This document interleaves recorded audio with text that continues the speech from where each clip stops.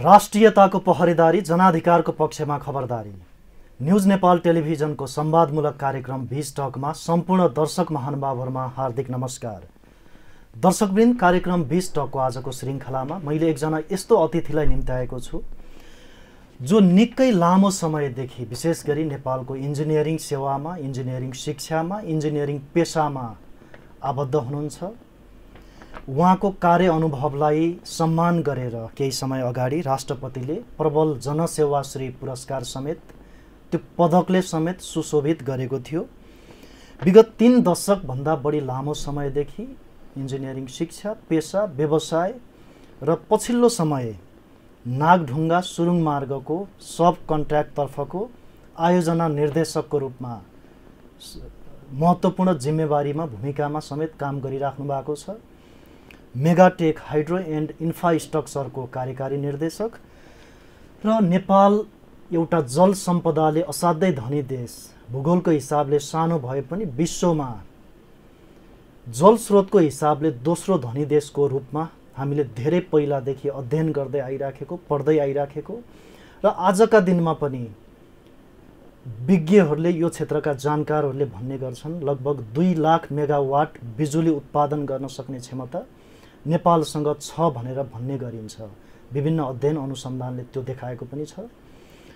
पछिल्लो समय ऊर्जा नीति, योजना र मार्गचित्र बनाउनका लागि राष्ट्रिय स्वतन्त्र पार्टीले गठन गरेको कार्यदल, जसमा नेपाल सरकारका पूर्व सचिव, ऊर्जा विज्ञहरू समेत रहेको एउटा कार्यदल छ र त्यो कार्यदलको संयोजकको भूमिकामा समेत एउटा महत्त्वपूर्ण जिम्मेवारीमा हुनुहुन्छ इन्जिनियर श्रीराम नेउपाने।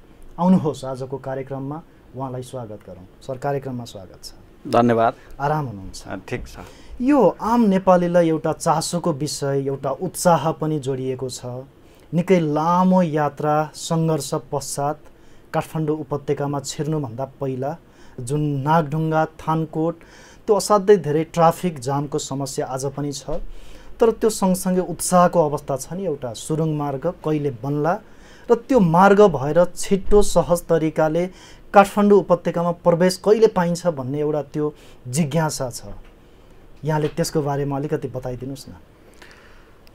अब यो नागढुङ्गा सुरुङ मार्ग निर्माण आयोजना, यो यसको बारेमा भन्नुपर्दाखेरि अब यो एउटा नेपालको पहिलो हाइवे टनल पनि हो र यसमा जापानिज प्रविधिबाट जुन निर्माणको काम भइराखेको छ, त्यसकारणले पनि यसको अलिकति ठुलो महत्त्व छ। दक्षिण एसिया क्षेत्रमै जापानिज प्रविधिबाट निर्माणाधीन र नेपालको यो काठमाडौँ प्रवेश गर्ने बोटल नेकको रूपमा रहेको थानकोट जस्तो स्थानमा जुन निर्माण हुँदैछ, यसले चाहिँ पक्कै पनि नेपालको अर्थतन्त्रलाई उकास्ने काममा र जीवनशैलीलाई, मानव जीवनशैलीलाई सहजता प्रदान गर्ने सन्दर्भमा अब बाटोको दूरी छुट्याएर, त्यसपछि समयको बचत गराएर र प्रत्यक्ष रूपमा यो इन्धनको बचत गराएर र स्पेयर पार्ट्सको जुन मर्मत गर्नुपर्ने जुन स्पेयर पार्ट्स हो त्यसको लागत घटाएर यसले चाहिँ ठुलो योगदान पुर्याइराखेको छ। र यो एउटा यस्तो आयोजना हो नेपालको सन्दर्भमा जसले यो निर्माण गरिसकेपछि यसको प्रतिफल चाहिँ सुनिश्चितता गर्दछ। र अर्को कुरो, यो अब यसको सञ्चालनमा आउने समयावधिको सन्दर्भमा एउटा 2टा इमर्जेन्सी टनल जुन इभ्याकुएसन टनल भनिन्छ त्यसको चाहिँ ब्रेक थ्रु भइसकेको छ र अर्को जुन मेन टनल छ, ट्राफिक टनल, त्यो ट्राफिक टनलको चाहिँ ब्रेक थ्रु हुने लगभग नजिक आइपुगेको छ।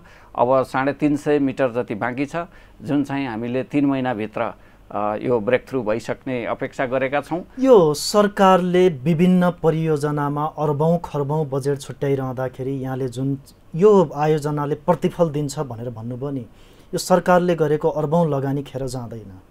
यसमा के छ भने हामीले जुन प्रतिफलको कुरो गर्नुपर्दा दैनिक 14,000 भन्दा बढी 12,000देखि 14,000 गाडीहरू आवत जावत गर्छन् त्यो बाटोबाट र 6-7 किलोमिटरको दूरीलाई 3 किलोमिटरमा जुन छोट्याउने काम गरेको छ र त्यसमा एकदम उकालो, ओह्रालो र एकदमै टर्निङ होइन त्यो घुमाउरो घुम्तीहरू धेरै भएको र यसको चाहिँ बाटो चौडाइ गर्न सक्ने अवस्था नरहेको भौगोलिक बनावट नै त्यस्तो भएको अवस्थामा अब यो के हो भने जुन दूरी छोट्याउँछ र जुन प्रत्यक्ष रूपमा त्यसले इन्धनको बचत गराउँछ र सवारी साधनको मर्मत सम्भारका जुन स्पेयर पार्ट्सहरू पाटपुर्जाहरू जुन हुन्छ त्यसमा जुन बचत गराउँछ त्यसपछि यो बचतलाई नै हामीले रकममा परिणत गर्दै जाने हो भने 20 वर्ष 25 वर्षभित्र त्यो आयोजनाको लागत त्यसले प्रतिस्थापन गर्न सक्ने भएको हुनाले यो प्रतिफल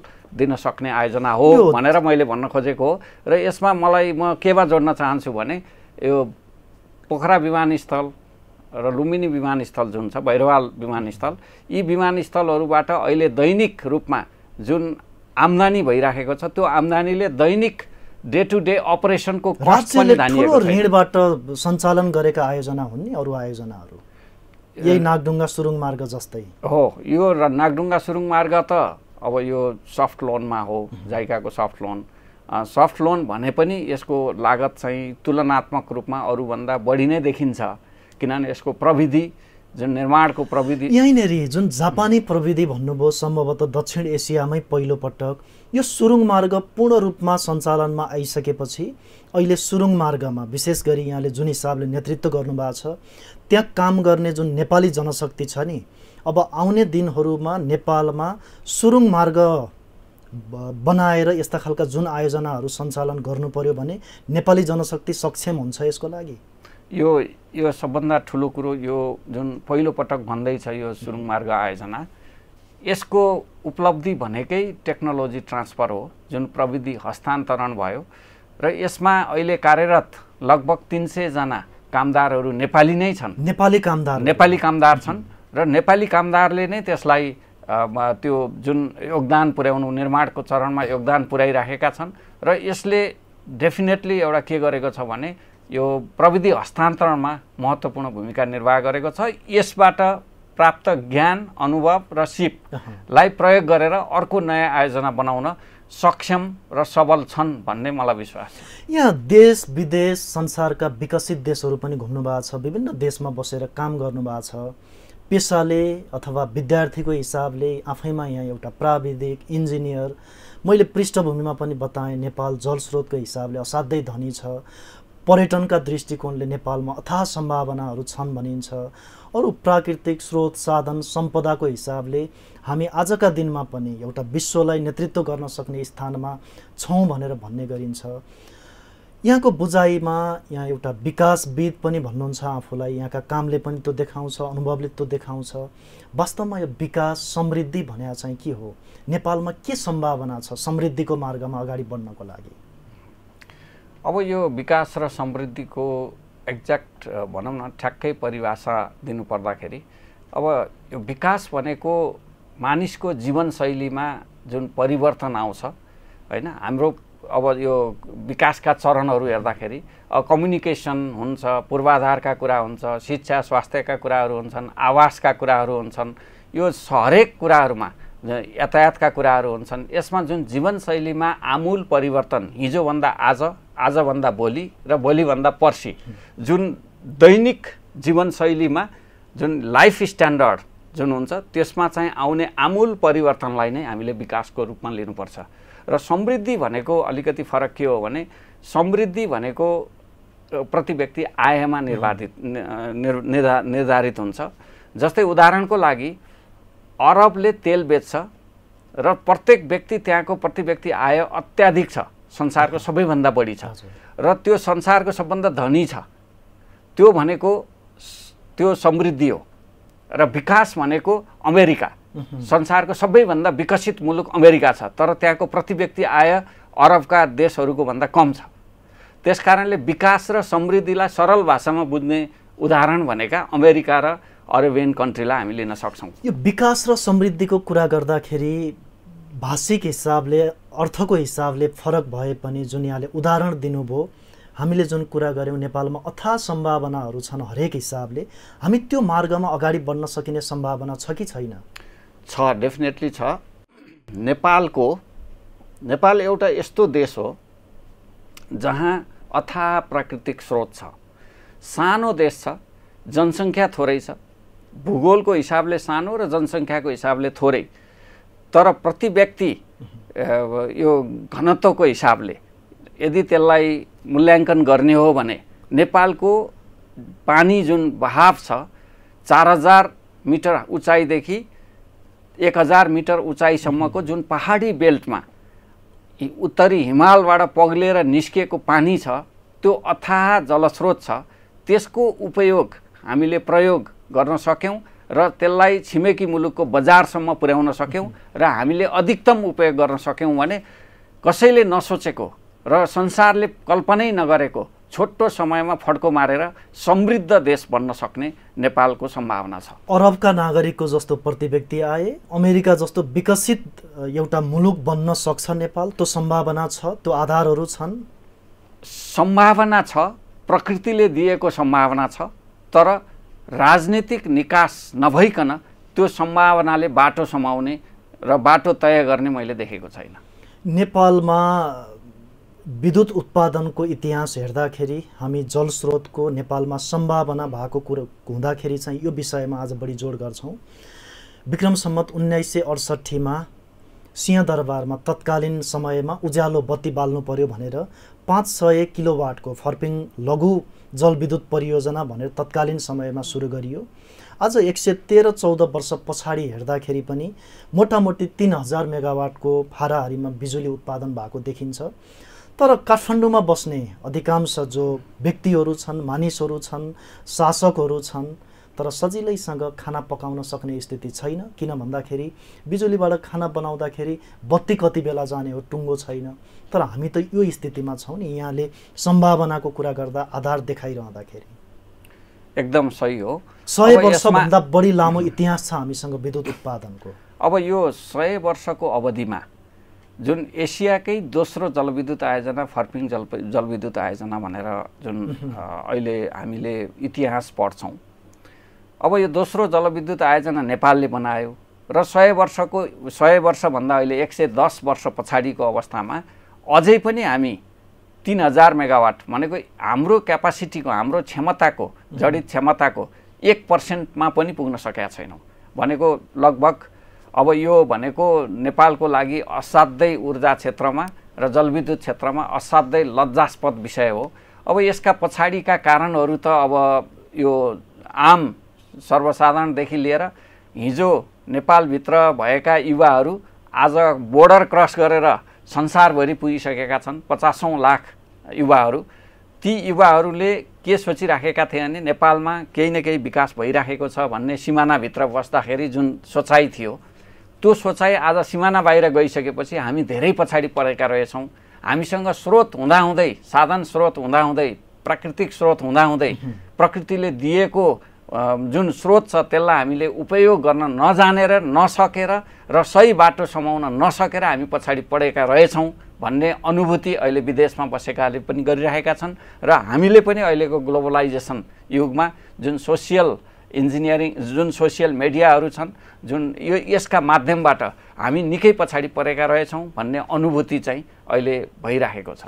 जति बेला नेपालले विद्युत उत्पादन सुरु गरेका थियो त्यो समयमा हाम्रो छिमेकी देश र अहिले विश्व अर्थतन्त्रको दोस्रो स्थानमा रहेको चीनमा विद्युत उत्पादनै भएको थिएन। आजका दिनमा हामी कहाँ छौँ, चीन कहाँ पुगिसक्यो। एकदम। अब एसियाको पहिलो त भारत हो बिजुली उत्पादनमा, दोस्रो नेपाल हो। त्यसो भएपछि चीनमा त त्यति बेला बिजुली उत्पादनै भएको थिएन। अब चीन अहिले संसारको दोस्रो अर्थतन्त्रमा पुग्यो। 18 ट्रिलियन डलरको उसको आर्थिक जीडीपी छ। हो, अब पहिलोतिर फड्को मार्ने तयारीमा छ, अमेरिकालाई पनि उछिन्ने तयारीमा छ। त्यसकारणले भारत फेरि तेस्रोमा आउने तयारीमा छ। अमेरिका, चीन र भारत त्यसरी अगाडि बढ्ने अवस्था देखिसकेका छ। र विकासको चरणमा शिक्षा भन्नुहोस्, स्वास्थ्य भन्नुहोस्, पर्यटन भन्नुहोस्, कृषि भन्नुहोस्, कुनै पनि क्षेत्रको, आइटी भनौँ, कुनै पनि क्षेत्रको अहिले हामी यहाँ दैनिकी जीवन निर्वाह गर्ने क्षेत्र भनौँ, हरेक क्षेत्रमा नभई नहुने ऊर्जा हो, बिजुली हो। जबसम्म बिजुली, त्यो बिजुली भनेको विकासको आधारभूत आवश्यकता हो। जबसम्म बिजुली हुँदैन तबसम्म अरू कुनै पनि क्षेत्रले विकासको फड्को मार्न सक्दैन। यसमा हामीले पहिला क्लियर हुनुपर्छ। र ऊर्जा क्षेत्रलाई नेपालले यस्तो प्राथमिकतामा राख्नुपर्छ जसले गर्दाखेरि देशको हरेक क्षेत्रको उन्नति प्रगति यसैमा अडेको छ। जग नै यही ऊर्जा क्षेत्र हो, जलविद्युत क्षेत्र हो भन्ने हिसाबले ऊर्जा क्षेत्रलाई त विकासको मोडेलको रूपमा तय गरेर राज्यले लिएर जानुपर्छ भन्ने मलाई लाग्दछ। यहाँले पछिल्लो समय एउटा संस्थापकको रूपमा प्राविधिक हिसाबले यहाँ आफै इन्जिनियर हुनुहुन्छ। मिस्त्री खोला जलविद्युत आयोजना जुन 42 मेगावाट, त्यसै गरी 5 मेगावाटको तादी खोला जलविद्युत आयोजना पूर्ण रूपमा सञ्चालनमा भएर अहिले विद्युत उत्पादन गरिराखेका छन्। 2049 सालमा विद्युत ऐन बनिसकेपछि यो पछिल्लो 30 वर्षमा नेपालमा जुन अघि हामीले 3000 मेगावाटको कुरा गऱ्यौँ, पछिल्लो 30 वर्षमा जुन हिसाबले विद्युत उत्पादनको सङ्ख्या रेसियो बढिराखेको छ, यो उत्साहजनक, आशा लाग्दो, यहाँको बुझाइमा के छ? अब यो मिस्त्री खोला र तादी खोलाको कुरो उठाउनु भयो। म त्यसको संस्थापक हो, तर त्यसमा पूर्णकालीन रूपमा कार्यरत चाहिँ होइन। तर मैले यो एउटा आयोजनालाई सर्वेक्षणको चरणदेखि निर्माणको चरणसम्म ल्याइ पुर्याउनलाई 43 मेगावाटको अप्पर माथि जिरो जलविद्युत आयोजनामा चाहिँ मैले महत्त्वपूर्ण योगदान निर्वाह गरेको छु। अब यो जुन 49 सालमा जुन विद्युत ऐन आयो, त्यो विद्युत ऐन आएपछिको सन्दर्भलाई सरसर्ती हेर्दाखेरि 30-32 वर्षको नेपालको इतिहासलाई हेर्दा शैलजा आचार्य ऊर्जा जलस्रोत मन्त्री हुँदा निजी क्षेत्रलाई जलविद्युत आयोजनामा आमन्त्रण गरियो, राज्यले आमन्त्रण गर्यो र त्यो आमन्त्रण गरेपछि के भयो भने एउटा म्यासिभ रूपमा निजी क्षेत्रले भएका नेपालमा भएका यी जुन नदीनालाहरू छन्, जति पनि नदीनालाहरू छन् त्यसमा सर्वेक्षण गर्ने काम, भनौँ न जलविद्युत आयोजनाको पहिचान गर्ने काम चाहिँ निजी क्षेत्रको महत्त्वपूर्ण भूमिका रह्यो र 30-32 वर्षको अवधिमा अहिले निजी क्षेत्रले सर्वेक्षण गरेर, अध्ययन गरेर, वातावरणीय अध्ययनदेखि लिएर सबै अध्ययन गरेर निर्माणको चरणसम्म ल्याइ पुर्याएको आयोजनाहरूको कुल जडित क्षमतालाई हेर्ने हो भने नेपाल सरकारले उत्पादन गरेको पनि र अध्ययनको चरणमा ल्याइसकेको पनि नेपाल सरकारको भन्दा निजी क्षेत्रको भन्दा आधा मात्रै नेपाल सरकारले गर्न सकेको छ। यसले गर्दाखेरि के देखिन्छ भने निजी क्षेत्रले एउटा ठुलो लगानी गरेर, ठुलो आफ्नो क्षमतामा एउटा अभिवृद्धि ल्याएर जुन किसिमको आयोजनाहरूलाई एउटा निर्माणको चरणसम्म अहिले पुर्याएको छ, त्यसमा अब राज्यको भूमिका के हुनुपर्छ भने अब राज्यले त्यो के कारणले ती आयोजनाहरू निर्माण हुन सकेका छैनन्, निजी क्षेत्रले कुन कुन कमी कमजोरीका कारणले निर्माण गर्न सकिरहेका छैनन्, त्यसमा समन्वय गरिदिने, फ्यासिलिटेट गरिदिने काम राज्यको हो भन्ने मलाई लाग्छ।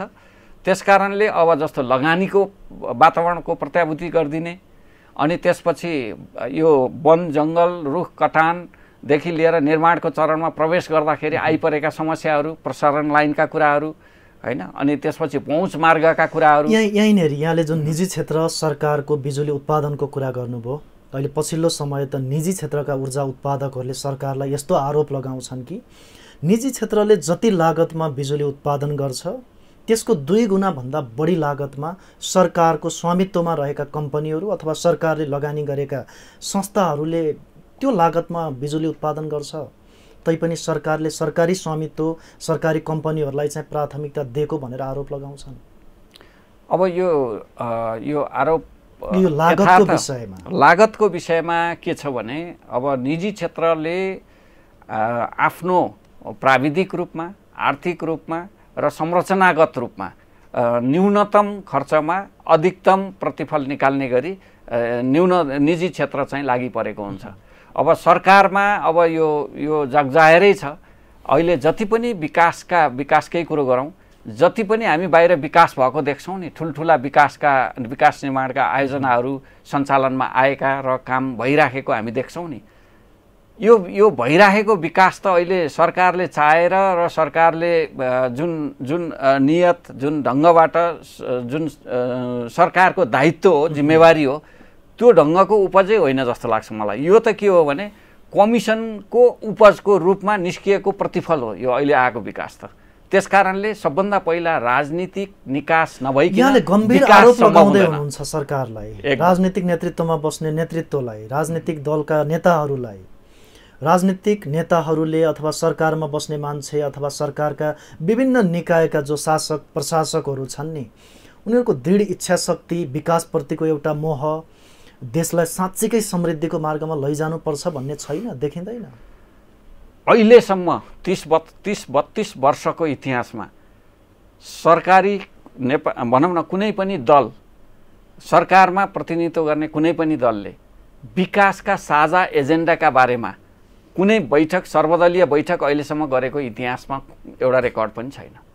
र जति पनि बैठकहरू हुन्छन्, सिरियस संवेदनशील विषयमा बैठक हुन्छन्, त्यो खालि राजनीतिक स्वार्थका लागि मात्रै भइराखेको पाइन्छ।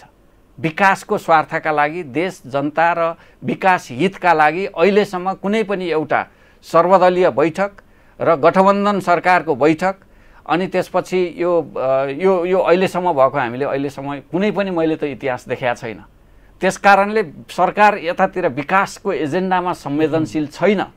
विकास जति भइरहेछ नि, मैले त कसरी बुझिराखेको छु भने जे जति विकास भइरहेछ नि त्यो कमिसनको उपज हो, उपजबाट निस्किएको अलिकति त्यो मात्रै हो। नत्र भने नेपालले फड्को मारेर अरू देश, अहिले भनौँ न एसिया प्रशान्तमा सबैभन्दा गरिब हुन लागिसक्यो। अफगानिस्तान थियो, अब अफगानिस्तानभन्दा तल झर्न लागिसक्यो। भनेपछि यदि विकासको एजेन्डालाई समाएर अगाडि बढ्थ्यो, सरकारको कुरा नगरौँ, यहाँको संस्कारको कुरा गरौँ, राजनीतिक संस्कारको कुरा गरौँ, कुनै नेतृत्वको कुरा नगरौँ, राजनीतिक नेतृत्वभित्रको संस्कारको कुरा गरौँ। हामीले कस्तो संस्कार देखिराखेका छौँ। देशमा युवा बस्न सक्ने स्थिति छैन, वितृष्णा बढेको छ, नैराश्यता बढेको छ, रोजीरोटीको लागि, दैनिकीको लागि विदेश ताक्नुपर्ने स्थिति आज पनि विद्यमान छ। यो क्रम बढ्दो रूपमा छ। अब म यसलाई कसरी भन्छु भने नेपाल जलस्रोत र जनशक्ति नेपालको विकास र समृद्धिको आधार स्तम्भ हुन् अहिलेको परिप्रेक्ष्यमा। आजका दिनमा पनि नेपालको सबैभन्दा ठुलो शक्ति एउटा युवा उमेरको जनशक्ति नेपालमा छ। एकदम मैले भन्न खोजेको त्यही हो। जलस्रोत र जनशक्ति नेपालको विकास र समृद्धिको आधार स्तम्भ हुन्, मेरुदण्ड हुन्। जबसम्म, किन मैले यो भनिराखेको छु भने सबैभन्दा संसारमा जोसँग जुन किसिमको स्रोत छ, प्राकृतिक स्रोत छ, त्यसलाई जसले उपयोग गर्छ त्यही देश समृद्ध र विकसित बन्न सक्छ। जस्तो हामीसँग जलस्रोत छ, जनशक्ति छ, हामी जनशक्ति निर्यात गरिराखेका छौँ। हामीले त्यो जनशक्तिलाई जलस्रोतको उपयोगमा, अधिकतम उपयोग, खपत र यो बिक्री वितरणमा हामीले त्यो जनशक्तिलाई ट्रेन गरेर, तालिम दिएर अनि उनीहरूलाई सक्षम बनाएर, सबल बनाएर स्वदेशमै प्रयोग गर्न सक्यौँ, जलविद्युत उत्पादन क्षेत्रमा प्रयोग गर्न सक्यौँ भने संसारले नसोचेको समयमा हामीले फड्को मार्न सक्छौँ। यो पछिल्लो 30 वर्षमा निजी क्षेत्रको समेत संलग्नतामा जसरी बिजुली उत्पादन गरियो, जुन 3000 मेगावाटको अहिले प्रसारण लाइनमा जोडिएको कुरा, 4500 मेगावाट अब प्रसारण लाइनमा जोडिनको लागि अन्तिम अवस्थामा, निर्माण सकिएर अरू झन्डै 9000 मेगावाट जति पिपिए लगायतका सम्झौताहरू सकिएर निर्माणको चरणमा जुन अगाडि बढिसकेका छन्, यो सबै हेर्दा 17000 मेगावाट बिजुली अबको केही समयमा उत्पादन हुने भनेर देखिन्छ। यसलाई सकारात्मक हिसाबले लिन सकिन्छ? यहाँको बुझाइ के छ यो विषयमा? यसलाई असाध्यै यो सकारात्मक क्षण हो अहिलेको समयमा। तर अब कहाँनिर आएर एउटा डेडलकको अवस्था आइसकेको छ भने अध्ययन गरेर 17000 मेगावाट पहिचान गरेर एउटा निर्माणको चरणमा इन्ट्री गर्ने अवस्थामा पुगेका छौँ। तर देशको अर्थतन्त्रले, ब्याङ्कले 10% अनिवार्य जलविद्युत आयोजनामा लगानी गर्ने भनेको छ। अब देशको अर्थतन्त्रले त्यो 17000 मेगावाट बिजुलीलाई उत्पादन गर्नलाई, निर्माणको चरणमा प्रवेश गरेर उत्पादनसम्म पुर्याउनलाई त्यो देशको अर्थतन्त्रले धान्न सक्ने अवस्था अहिले देखिएको छैन। त्यहाँनिर एउटा बोतलनेक देखेको छ। यहीँनेरि बजेटको कुरामा पैसा कहाँबाट जुटाउने भन्ने विषयमा ब्याङ्कको जुन 10% बिजुली उत्पादनको लागि छुट्याउने भनेर भन्नुभयो, आर्थिक विज्ञहरूले, जानकारहरूले भन्छन् नि नेपालका ब्याङ्कमा अहिले जति पैसा सञ्चित भएको छ यति धेरै पैसा कहिले पनि थिएन भन्छन्। अब यदि त्यसो हो भने राज्यले, सरकारले यसलाई समन्वयकारी भूमिका निर्वाह गरेर फेसिलिटेट गर्ने कानुनहरू ल्याउनु पर्यो। ती जुन पहिचान भएर निर्माणको चरणमा पुगेका आयोजना, जलविद्युत आयोजनाहरू छन्, ती आयोजनाहरूलाई निर्माण सम्पन्न गर्नलाई चाहिने जुन अर्थ हुन्छ, जुन पैसा हुन्छ, त्यसलाई चाहिँ फेसिलिटेट गरेर लगानीको वातावरण सिर्जना गर्न योगदान दिनु पर्यो राज्यले। सरकारले त पछिल्लो समय महत्त्वकांक्षी एउटा निर्णय पनि गर्यो, भारत सरकारसँग सम्झौता समेत गर्यो। अबको 10 वर्षमा 10,000 मेगावाट बिजुली भारतलाई निर्यात गर्ने, अर्को 10,000 मेगावाट बिजुली चाहिँ देशभित्रै खपत गर्ने भनेर एउटा जुन खालको सपना बोकेको छ अथवा सम्झौता गरेको छ, त्यो लक्ष्य बोकेर अगाडि बढाएको छ नि, त्यसले निजी ऊर्जा उत्पादकहरूलाई एउटा सकारात्मक सन्देश, उत्साह, ऊर्जा त दिन सकेको होला? एकदम, त्यसमा कुनै शङ्कै छैन।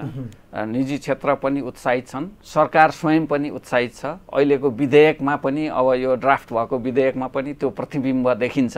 सरकार आफै उत्साहित हुन थालेको प्रतिबिम्ब त्यहाँ पनि देखिन्छ। र भारतले 10,000 मेगावाट मात्रै होइन, जब भारतमा कोइलाबाट विस्थापित गर्नुपर्ने अवस्थामा भारत पुगिसकेको छ। यदि उसले 2050 सम्म कोइलालाई पूर्ण रूपमा विस्थापित गर्न सकेन भने भारतले अर्थतन्त्रमा ठुलो सङ्कट बेहोर्नुपर्ने अवस्था छ।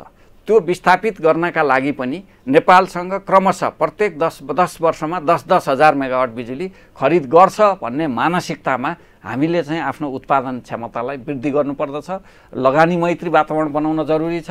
निजी क्षेत्र मैत्री जलविद्युत, यो निजी क्षेत्र मैत्री बनाउनु पर्यो जलविद्युत ऐनलाई, र यो नबनाइकन हाम्रो उन्नति, प्रगति, समृद्धि र विकास सम्भव छैन।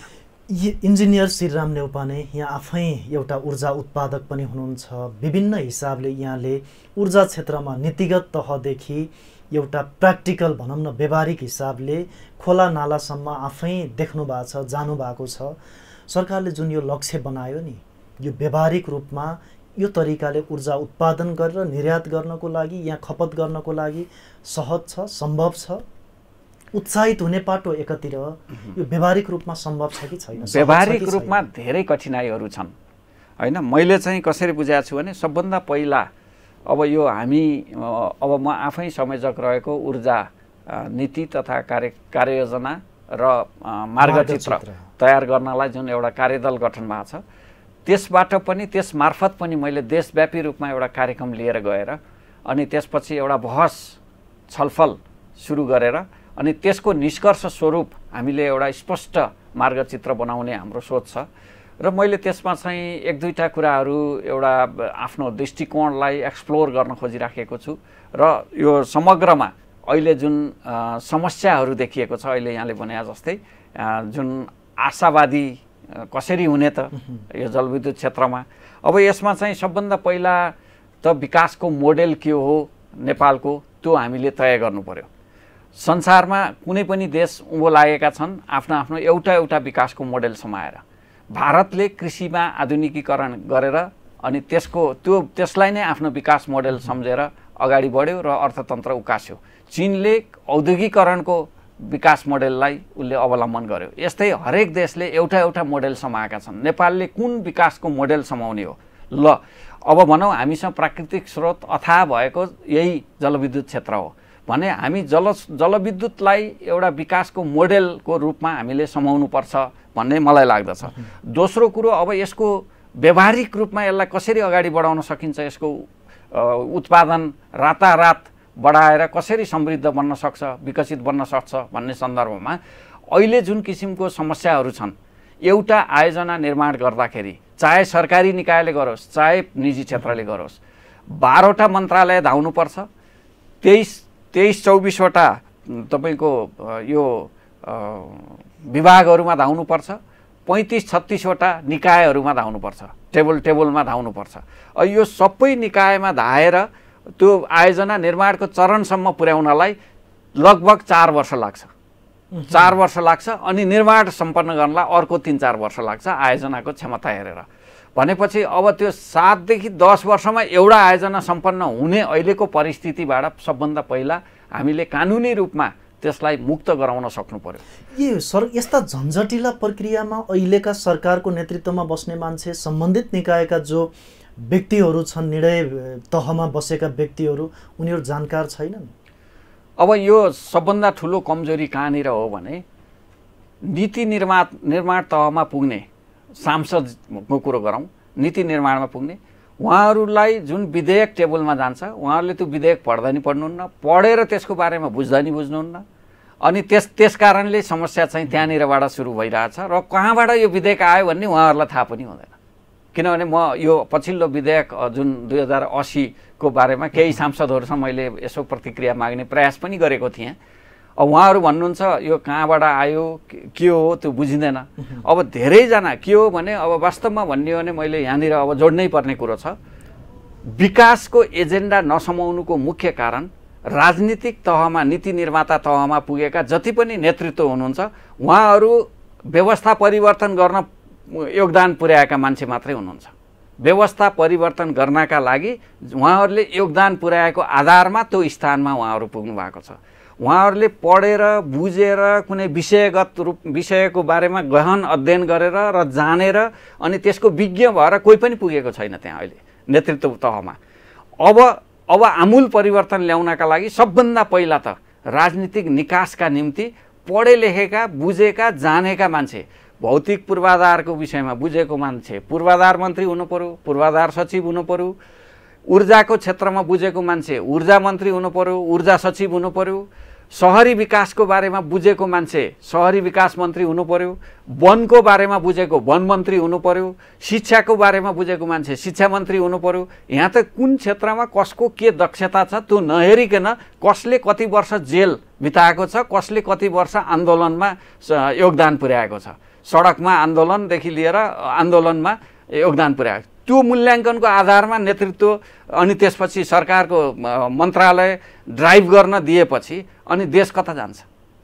यही 32 वर्षमा जता पुग्यो त्यही नै हो। यहाँले जे परिकल्पना गर्नुभयो, जे धारणा राख्नुभयो, आजका दिनसम्म छोटो समयमा, यति छोटो समयमा यति धेरै शासन व्यवस्था परिवर्तन हुने, संविधान यति धेरै संविधान पाउने, विश्वमा सम्भवतः नेपाल मात्रै त्यस्तो एउटा मुलुक होला, तर जनताको नागरिकको अवस्था त कहिल्यै पनि परिवर्तन भएन।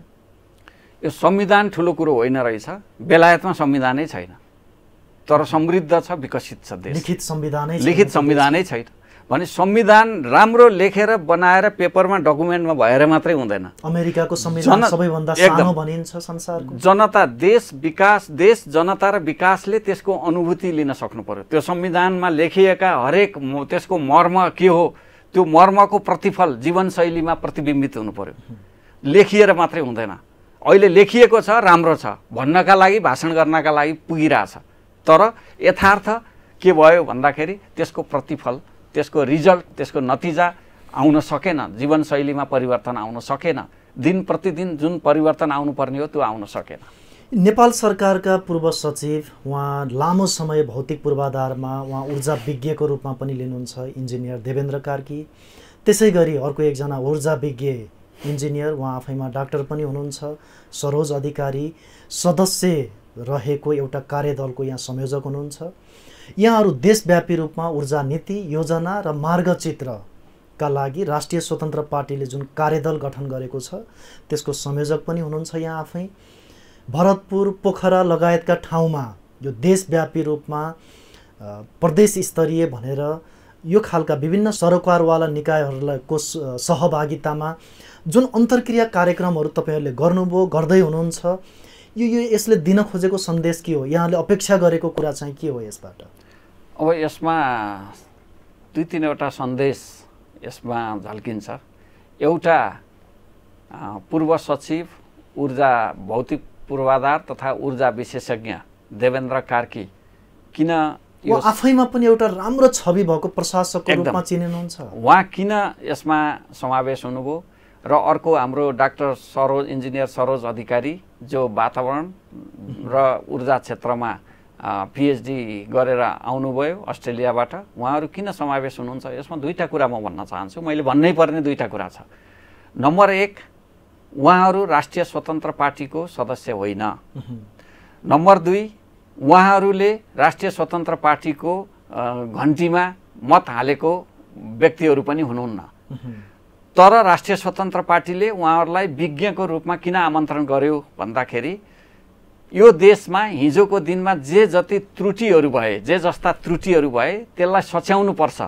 कुनै दल अथवा कुनै पार्टीमा भोट हाल्दैमा त्यो पार्टीको नीति बनाउन उपयुक्त हो भन्ने ठहर गर्नु हुँदैन भन्ने सन्देश यो कार्यदलको सदस्यहरूको मनोनयनले दिएको छ, नम्बर 1। नम्बर 2, अब यो कार्यदलले के गर्छ भन्दाखेरि 2084मा र जुन स्थानीय निर्वाचन छ, आउने निर्वाचनहरूमा अब एउटा जनताले जुन स्पष्ट मानसिकता के बनाइसकेका छन् भने पुराना दल र पुराना नेतृत्वबाट अब देशको विकास सम्भव छैन भन्ने एउटा मनस्थिति जुन बनिसकेको छ, बिस्तारै बिल्डअप हुँदै आइराखेको छ।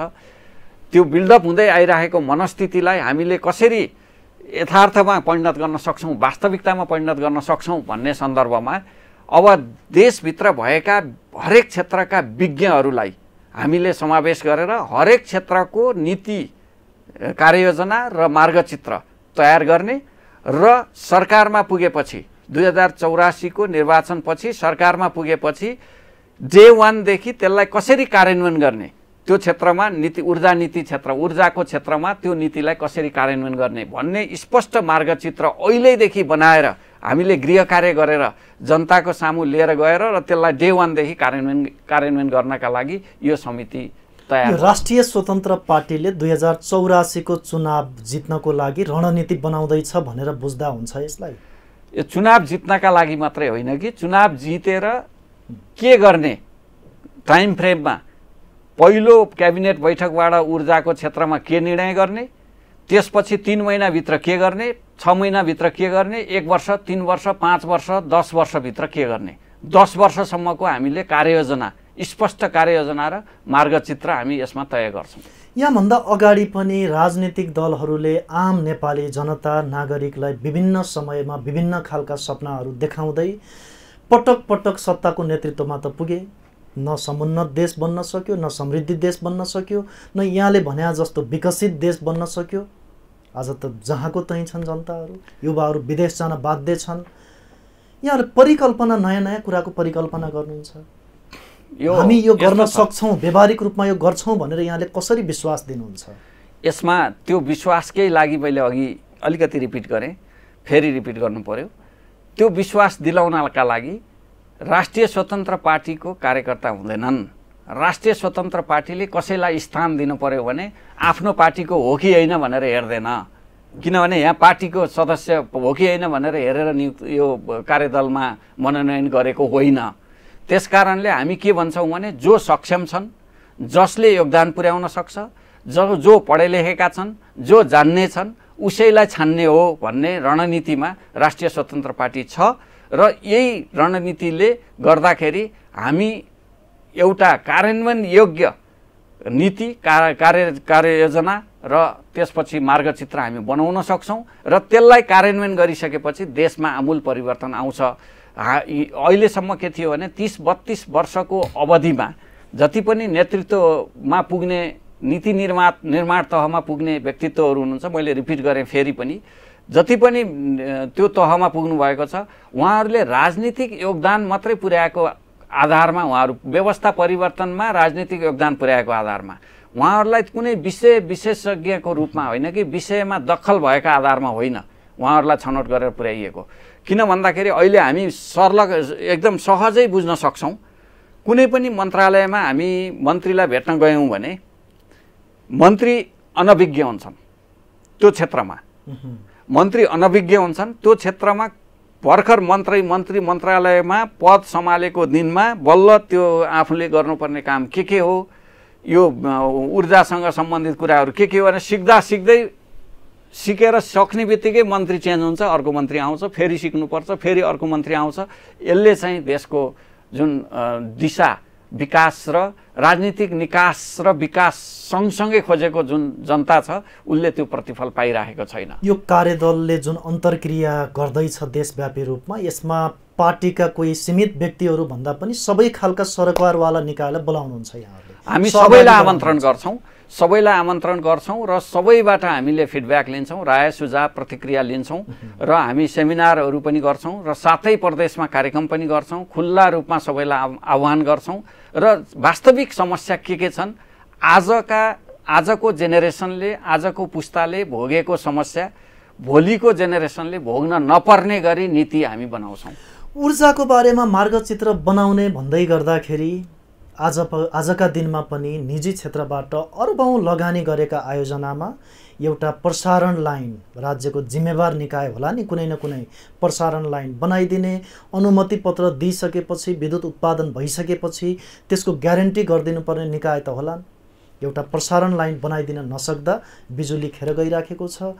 ब्याङ्कबाट ऋण लिएर यस्ता आयोजना बनाउने निजी क्षेत्रका सञ्चालकहरू एउटा विक्षिप्त अवस्थामा छन्। यो त आजका दिनमा नि विद्यमान छ नि। यसमा समस्या कहाँनिर हो भने, मैले अघि भने जस्तै सबभन्दा पहिला विकास मोडेल जलविद्युत क्षेत्र हो भनेर तय हुनु पर्यो।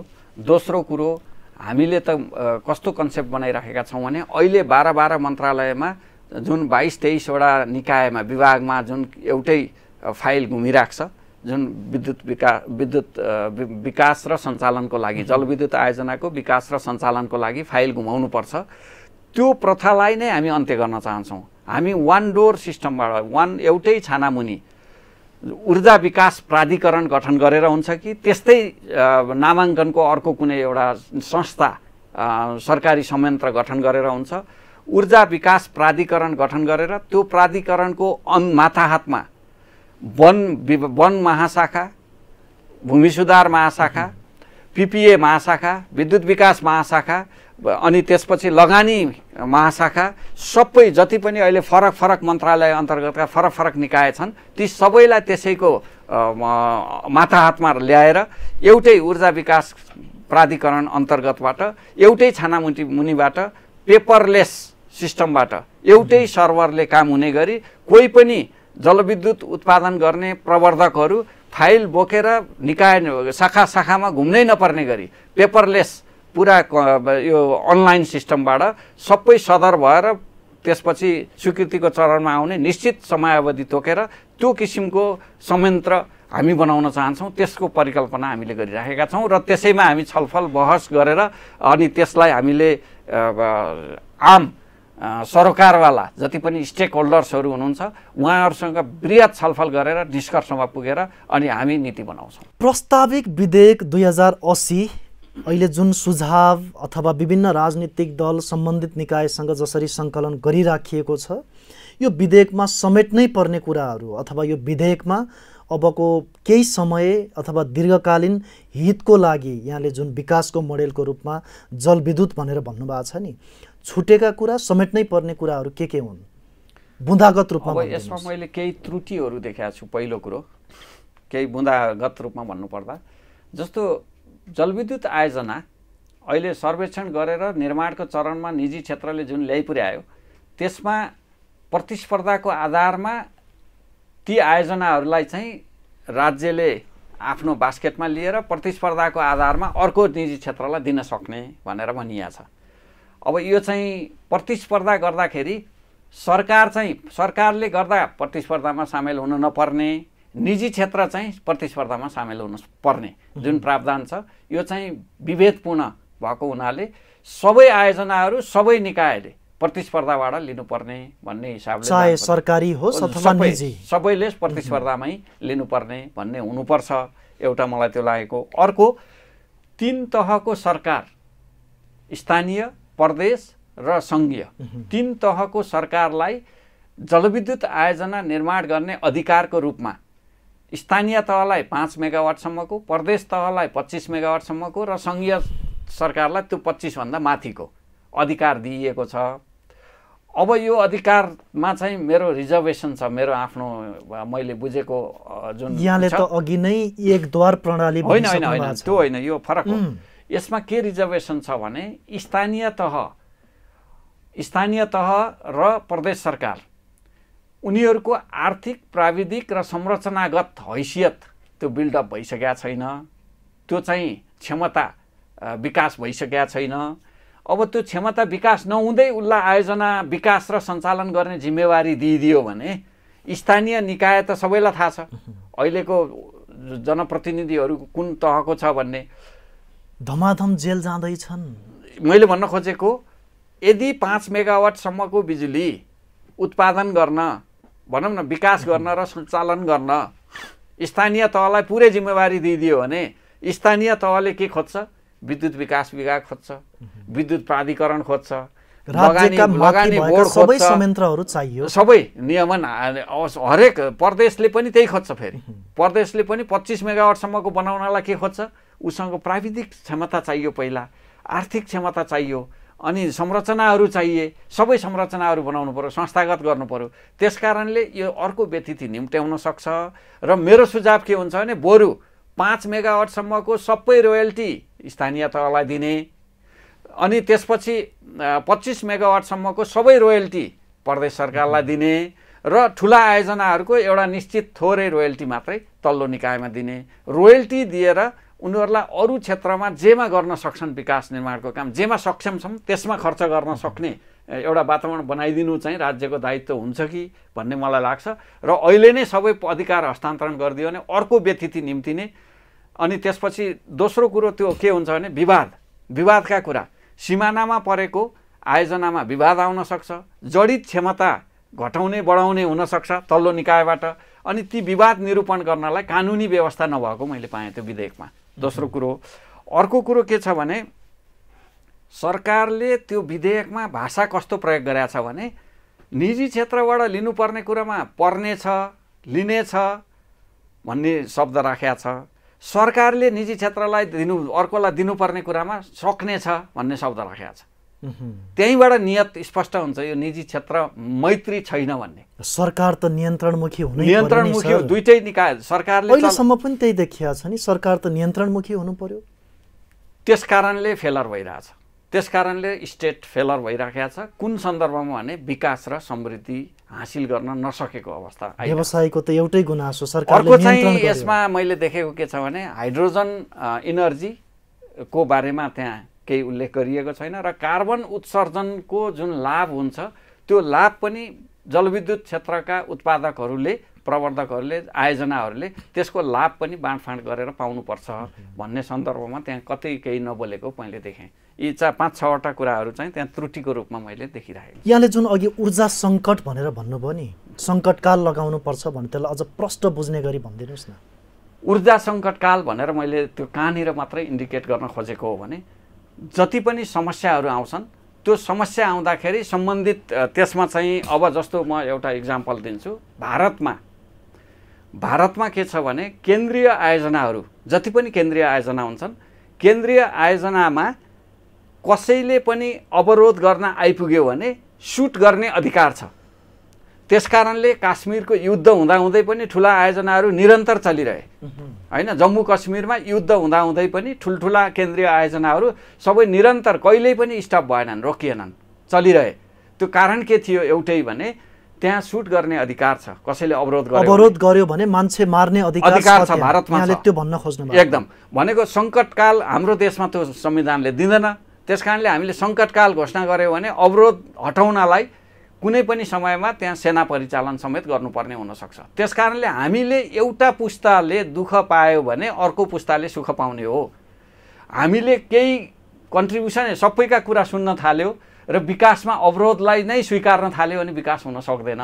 त्यसकारणले विकास र समृद्धिको बाटो समाउनु छ भने हामीले अहिले मैले भने जस्तै पहिला विकासको मोडेल तय गर्नु पर्यो, ऊर्जा सङ्कटकाल लगाउनु पर्यो, ऊर्जा विकास प्राधिकरण गठन गर्नु पर्यो, अनि सबै निकाय हरेक तह र तबकाले 10-10% बजेट त्यहीँ लगाउनु पर्यो। यो ऊर्जाको विषयमा कुरा गर्दा यहाँ जसरी ऊर्जाशील उत्साहित भएर कुरा गर्नुभएको छ नि, यो सम्भव, यो सपना साकार पार्नलाई सम्भव देख्नुहुन्छ तपाईँले यो देशमा? यो परिस्थिति अवस्था सबै कुराले अब यो बिस्तारै सबैले रियलाइज गर्दै, सपना परिकल्पना मात्रै 3 दशकसम्म जुन अवस्था बेहोर्यो देशले, त्यो त सबैले बुझेका छन् नि, सबैले बुझिसकेका छन् नि। अब के हो त फर्दर? अब यसलाई चाहिँ फड्को मार्ने स्टेप कहाँबाट सुरु हुन्छ त? स्टार्टअप के हो त? कसरी सम्भव छ त्यो बताइदिनुहोस् त। मैले अघि भने हैन, राजनीतिक नेतृत्व यही हो, शासन व्यवस्था यही हो, कर्मचारी तन्त्र यही हो। यो त एकदमै अब भ्रममा छ। यो राजनीतिक नेतृत्व यही हो भन्ने कुरो यो भ्रम हो। किनभने 30 वर्ष परीक्षण गरिसके जनताले।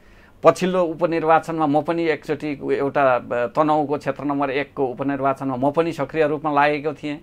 त्यहाँ मलाई थाहा छ, त्यहाँ नेपाली कङ्ग्रेसको गढ हो, एमालेको त्यहाँ किल्ला हो होइन, एमाले र कङ्ग्रेस बाहेक अरू कसैले त्यहाँ जित्न सक्दैन भन्ने सबैलाई आकलन थियो। तर के भयो, नतिजा के भयो? नयाँ ठाउँमा पहिलो पटक डाक्टर स्वर्णिम वाग्लेले त्यहाँ निकै ठुलो मतान्तर सहित विजयी हुनुभयो। एकदम तपाईले ठुलो भूमिका खेले मैले भनेर भन्नुभएको थियो त्यसमा। होइन, मैले भूमिका खेलेको म भन्न सक्दिनँ, तर मैले चाहिँ के भूमिका खेलेको हो भने तनहुँ क्षेत्र नम्बर 1 मा उहाँ उठ्नुपर्छ, राष्ट्रिय स्वतन्त्र पार्टीमा उहाँ जानुपर्छ भनेर त्यो भूमिका चाहिँ मैले निर्वाह गरेको हो। र संयोगले म निर्वाचन परिचालन समितिको संयोजक पनि थिएँ र मैले त्यहाँ अहिले के भनिराखेको, अहिले यो कहाँनिर जोड्न खोजेको हो भने यो नेतृत्वबाट सम्भव छ भन्ने जुन प्रश्न आयो नि, यो नेतृत्व अब 30 वर्ष विगत 30 वर्षमा जुन ढङ्गले अगाडि बढ्यो त्यो सुध्रिन सकेन भने 84 मा 165वटै सिटमा डाक्टर स्वर्णिम वाग्ले र रवि लामिछाने जस्तै नतिजा आएर अर्को राष्ट्रिय स्वतन्त्र पार्टीले जित्ने निश्चित छ। 165 सुध्रिन सकेन भनेर यहाँले जुन हिसाबले भन्नुभयो नि, यो देशको एउटा तपाईँ नागरिक विगतका दशकौँदेखि देख्नु भएको छ नि, अबको यो पछिल्लो 3 वर्ष 4 वर्षमा सुध्रिने सङ्केत देख्नुहुन्छ? सुध्रिन सक्ने ठाउँै स्पेसै देख्दिनँ म त, किनभने यहाँ जुन माकुराको सम्भावनाको कुरा गरेको जालो जस्तो जकडिएको छ।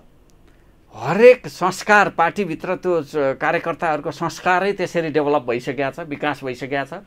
र त्यो विकास भइसकेको एउटा कस्तो खालको संस्कार छ भने त्यो एउटा बिचौलियाको भूमिका निर्वाह गर्ने संस्कार। अहिले पनि जाउँ न, म जलविद्युत आयोजनाको जाउँ, त्यहाँ कुनै एउटा फाइल लिएर जानु पर्यो भने त्यो बिचको मान्छे सक्रिय भइहाल्छ। बिचौलिया, त्यो बिचौलिया भनेको पार्टीको कार्यकर्ता हो।